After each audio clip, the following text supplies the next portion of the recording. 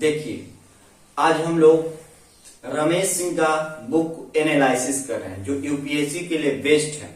जैसे कि आज हम देखेंगे कि जब भारत आजाद हुई थी तो भारत के सामने क्या परिस्थिति था, यानी भारत जब आजाद हुआ तो भारत के सामने विकल्प था, क्या चुनौती था उद्योग में और कृषि में और मानव संसाधन में क्या कमियां था, उसको आज विश्लेषण से हम लोग समझेंगे। तो आज हम लोग की उद्योग के चुनौती क्या था, यानी जब भारत 1947 में आजाद होने के बाद भारत के सामने क्या था, यानी भारत एक गंभीर, क्योंकि रीढ़ को तोड़ के चल किया गया था, कमर कौन तोड़ के चल गया था, ब्रिटेन वाला, और हम पर सारे न शिक्षा, स्वास्थ्य, चिकित्सा, ये क्या था, दबाव बना के चले। अब देखेंगे कि भारत के आधारभूत संरचना का अभाव, और जैसे बिजली, इस्पात की जरूरत था, यानी भारत में तो नहीं था, बहुत सीमित था। तो भारत के सामने चुनौती नंबर 1 कि भारत के आधारभूत संरचना यानी इस्पात, बिजली, सड़क इत्यादि मात्रा, रेलवे लाइन, इस वन को चाहिए, भारत के सामने चुनौती था कि भारत किस प्रकार के भारत की आधारभूत संरचना का अभाव था। यानी जब भारत हमारा आजाद हुआ तो समस्या था कि नहीं, तो समस्या क्या था, आधारभूत संरचना, जैसे कि बिजली, इस्पात, सड़क इत्यादि अनेकों माध्यम में हमारे पास में क्या था, चुनौती था। फिर देखेंगे कि हमारे कल पूंजी नहीं था, पूंजी अधिक मात्रा में कमी। अब बताइए हमारे पर कौन, ब्रिटेन को जी कमर तोड़ के चल गया था, उस पोजीशन में हमारे पास में पैसा रहेगा तभी ना किसी को विकास कर सकते हैं। विदाउट पैसा के हम कैसे विकास कर सकते हैं। तो भारत के सामने बड़ी चुनौती था कि पूंजी का अधिक मात्रा में कमी, यानी पूंजी अगर आपके पास में नहीं रहेगा तो आप कैसे विकास करिएगा। उसके सामने भारत आजाद होने के बाद में चुनौती नंबर 2, यानी हमारे पास में उद्योगी की कमी, हमारे पास में पैसा की कमी और मानव संसाधन, यानी मानव जो संसाधन था वह समस्या था, यानी एक बड़े समुदाय जो पढ़ा हुआ नहीं है। तो बताइए जिस देश में लोग नहीं पढ़ेगा उस देश की समस्या मानव संसाधन में आप कैसे कन्वर्ट करिएगा, न करिएगा। विदाउट पढ़े हुए इंसान भी बहुत कम था, चिकित्सा की कमी है, डॉक्टर की कमी है, इंजीनियर की कमी है, बहुत सीमित स्तर था, बहुत दर्दनाक था उस स्थिति को।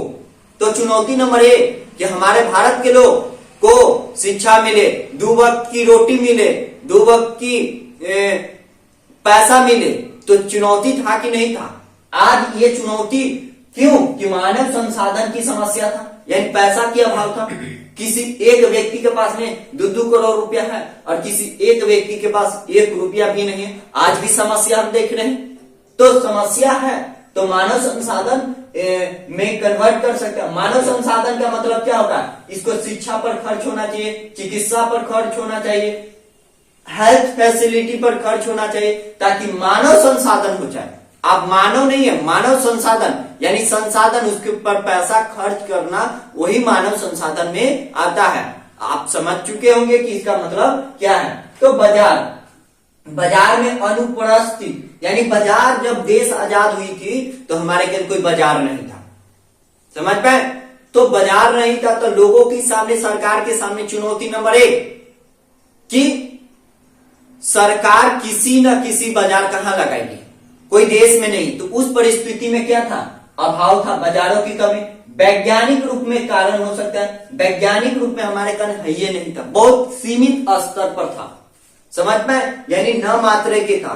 तो आपको समझ में आ चुका होगा कि भारत जब आजाद हुई थी तो भारत के सामने कौन सी किन परिस्थितियां था, उसको तो आप लोग समझ चुके हैं। यानी भारत की आधारभूत संरचना जैसे चिकित्सा, डॉक्टर, मानव संसाधन की कमी, वैज्ञानिक की कमी, शिक्षा अभाव की कमी, तो इसके सामने सरकार की चुनौती था, कैसे करता।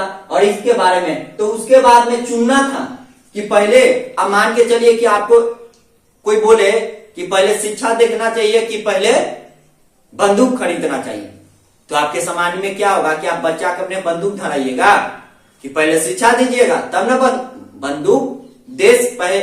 तो हमारे पास में पहले क्या लोगों ने कहा कि शिक्षा, स्वास्थ्य, उद्योग, कृषि को भी चुना था, क्योंकि भारत के सामने परिस्थिति यही था कि भूखमरी था और अनेकों वस्तु का था। तो भारत के सामने स्थिति था कि भारत किस परिस्थितियों से इससे बाहर निकले।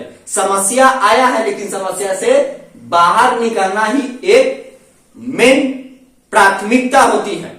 तो आई होप समझ चुके होंगे कि क्या था। अब देखिए कृषि का चुना, क्यों चुना? क्योंकि उर्वरक की कमी था।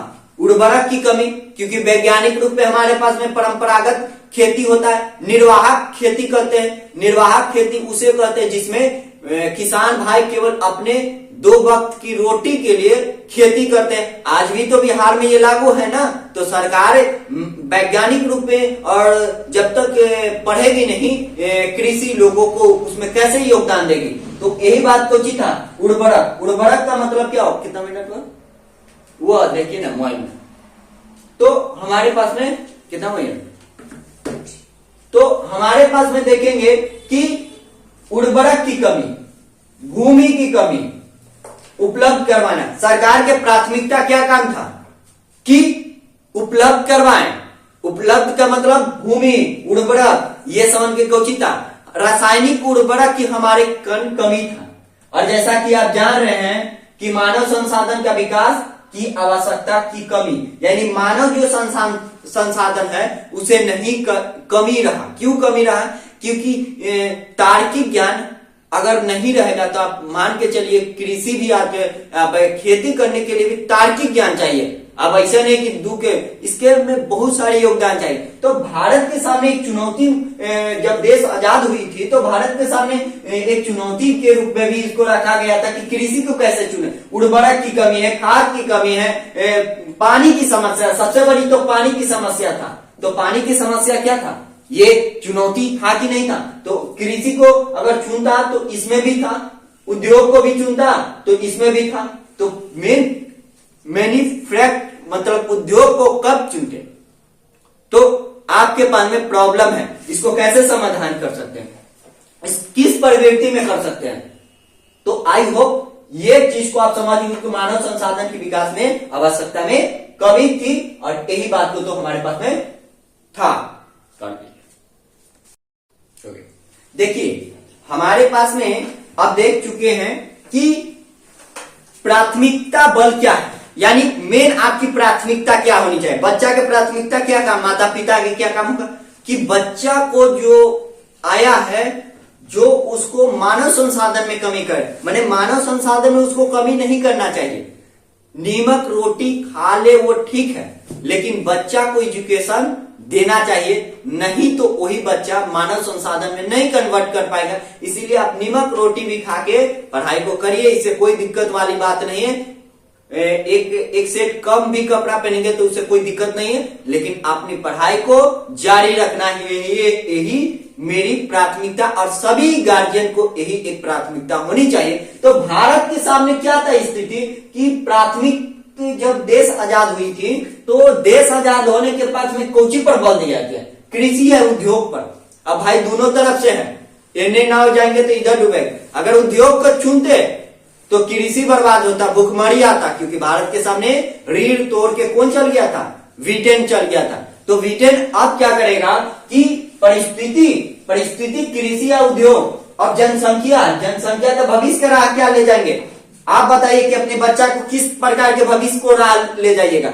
उसको छोड़ी लुक की करवाइएगा कि क्या करवाइएगा? इसकी भविष्य अच्छा। हर एक गार्जियन माता पिता के यही कर्तव्य होता है कि बच्चा को अच्छे क्वालिटी की शिक्षा दे, ताकि वह भविष्य में रहकर एक संसाधन के जो देश के निर्माण में उसका योगदान कर सकते। हर एक माता पिता का यही कर्तव्य होता है कि अपने बच्चों को किस आधार पर उसको अच्छा प्राथमिकता शिक्षा दे, ताकि भविष्य की राह अच्छा हो सके। और हर एक माता पिता का यही कर्तव्य होता है कि अपने बेटा या बेटी को उस तरह से शिक्षा दे ताकि भविष्य में जो हम परिस्थिति के उनके माता पिता उनकी बाबूजी इस राह पर चलते हैं। तो हर एक पोजीशन पर हमारे पास में क्या है, यानी जनसंख्या अधिक है तो राह कैसा होगा, यानी कैसा राह सुनिएगा, गलत की सही? तो ऑटोमेटिक आप सही चुनिएगा।